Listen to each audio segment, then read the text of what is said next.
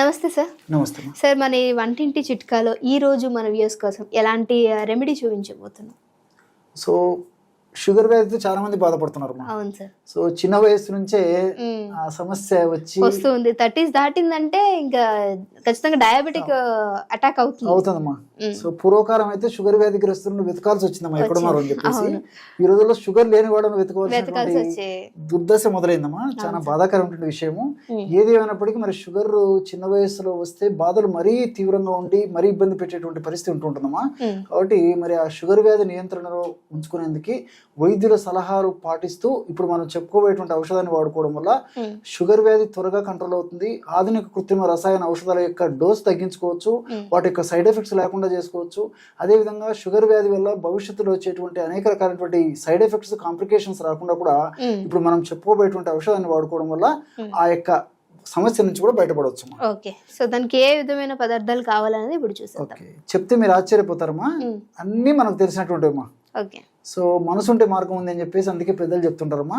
మనకు వాటిలో ఔషధ విలువలు తెలియక వాటిని సద్వినియోగం చేసుకోలేకపోవడం వల్లనే మరి రకరకాల ఇక్కట్లు, అనారోగ్య సమస్యలు మనం తెచ్చుకుంటున్నామమ్మా.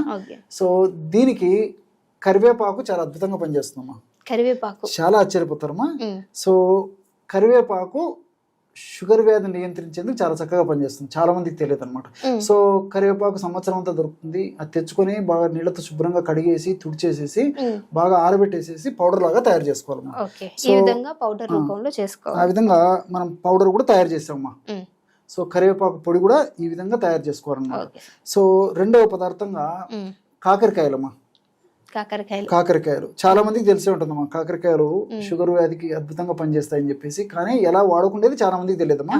సో ఇలాంటి కాకరకాయలు తెచ్చుకొని చిన్న చిన్న ముక్కలుగా చేసేసి, అంటే కడిగేసేసి తుడిచి ఆరించేసిన తర్వాత చిన్న చిన్న ముక్కలుగా చేసేసి ఆ కాకరకాయలు నీటి శాతం అంతా ఎగిరిపోయేటట్టు మనం ఆరబెట్టేసేయాలమ్మా. లేకపోతే చిప్స్ లాగా చిన్న చిన్న చిప్స్, మనం ఈ బంగాళదుంప చిప్స్ అట్లా చేసుకుంటాం కదా, అరటి చిప్స్, అలా చిన్న చిన్న చిప్స్ లాగా చేసేసి ఆరబెట్టడం వల్ల కూడా ఈ కాకరకాయలు ఎండిపోతాయమ్మా. దాని మీనింగ్ అది. ఎండిపోయిన తర్వాత మిక్సీలో వేస్తే బ్రహ్మాండమైనటువంటి పొడి తయారైపోతుంది. ఈ విధంగా మనం తయారు చేసుకున్నటువంటి చూర్ణం ఇలా తయారైపోతుందమ్మా. సో కాకరకాయ పొడి ఇది. సో మూడవది వచ్చేసి పసుపు కొమ్మల పొడి. సో స్వచ్ఛమైనటువంటి పసుపు పసుపు కొమ్మలు తెచ్చుకొని దాంతో చూర్ణం చేసుకోవాలమ్మా. అంటే సార్ మార్కెట్ లో దొరికే పసుపు కాకుండా దీంతో మనము చూర్ణం చేసుకోవాలి. ఎందుకంటే మార్కెట్ లో మంచి పసుపు దొరికేట్లయితే మనం విచారించేసి మంచి పసుపు పొడి తెచ్చుకుంటే సరిపోతుందమ్మా. మరి ఈ రోజుల్లో ప్రతి దాంట్లో కల్తీకి మయమైపోయినటువంటి పరిస్థితి ఏర్పడింది. కాబట్టి మరి మనకై మనము ఆ పసుపు కొమ్మలను దంచి మరి తయారు చేసుకోవడం సులువే. కాబట్టి అలా తయారు చేసుకోవడం మంచిది. ఒక లేని పక్షంలో మరి మంచిది స్టాండర్డ్ కంపెనీ వాళ్ళు తయారు చేసేటువంటి పసుపు పొడి మంచిది దొరికేట్లయితే అది కూడా వాడుకోవచ్చు. సో ఆ పసుపు, ఈ మూడు పదార్థాలేమ్మా చాలా అద్భుతంగా పనిచేస్తాయి. ఔషధం ఎలా తయారు చేసుకుని వాడుకోవాలో కూడా ఇప్పుడు మనం తెలుసుకుందాం. అది మూడు పదార్థాలు మనం తెలుసుకున్నాం కదమ్మా. కాకరకాయ ఫస్ట్ కరివేపాకు, కాకర, పసుపు. కరివేపాకు పొడి ఒక 50 గ్రాములు తీసుకోవాలమ్మా. కరివేపాకు పొడి ఒక 50 గ్రాములు తీసుకోవాలమ్మా. సో ఇప్పుడు ఔషధం తయారు చేసి చూపించేందుకు మనం కొద్దిగా మాత్రమే చూపిద్దామా. సో ప్రేక్షకులు మాత్రం 50 గ్రాములు పొడి, కరివేపాకు పొడి ఈ విధంగా తీసుకోవాలి. అలాగే రెండవ పదార్థంగా 50 గ్రాములు కాకరకాయల పొడి. సో కరివేపాకు పొడి ఎంత తీసుకుంటున్నాము, కాకరకాయల పొడి కూడా ఎంత తీసుకోవాలమ్మా. రెండవ పదార్థంగా కాకరకాయల పొడి కూడా కలిపాం. తర్వాత మూడవ పదార్థంగా స్వచ్ఛమైనటువంటి పసుపు పొడి. ఇది కూడా ఒక 50 గ్రాములు కలపాలమ్మా. సో ఇంతకుముందే చెప్పుకున్నాం కదమ్మా, ఔషధం తయారు చేసి చూపించేందుకు మనం కొద్దిగా మాత్రం ఇప్పుడు కలపడం జరిగింది. మన ప్రేక్షకులు మాత్రం ఒక్కొక్కటి ఎంత కావాలి క్వాంటిటీ అనేది, అంటే కొంచెం స్టోర్ చేసుకునే విధంగా ఒక 10 రోజులు కావాలంటే క్వాంటిటీని బట్టి తీసుకోవాలి. అంటే మొత్తం 3 కూడా 50 గ్రాముల్లో తీసుకోవాలి. సో ఒకటి 50 గ్రాములు తీసుకుంటే మిగతా 2 కూడా 50 గ్రాములు అనేది తీసుకోవాలి.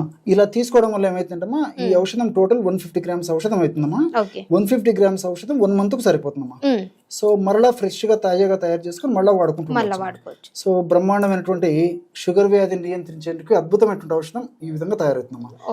చాలా బాగా పనిచేస్తుందమ్మా. దీన్ని ఏ రూపంలో తీసుకోవాలంటారు సార్? చెప్తానమ్మా. సో ఈ యొక్క చూర్ణాన్ని ఒక గాజు సీసాలో నిల్వ ఉంచుకొని రోజు ఉదయం ఆహారానికి ఒక 10-15 నిమిషాల ముందు, రాత్రి ఆహారానికి ఒక 10-15 నిమిషాల ముందు ఈ యొక్క ఔషధాన్ని తీసుకోవాలమ్మా. ఎలా వాడుకోవాలంటే ఒక 50 ml నీళ్లు తీసుకోవాలమ్మా. ఇదిగో. సో ఈ 50 ml నీళ్ళు కూడా గది ఉష్ణోగ్రత ఉన్నటువంటి నీళ్ళమ్మా. Okay, room temperature. Exactly. So fridge water, cold water, ice water అలా కాకుండా గది ఉష్ణోగ్రత ఉన్నటువంటి రూమ్ టెంపరేచర్ ఉన్నటువంటి నీళ్లు జస్ట్ ఒక 50 ml 100 ml వరకు కూడా తీసుకోవచ్చమ్మా. 50 ml అయితే సరిపోతుంది.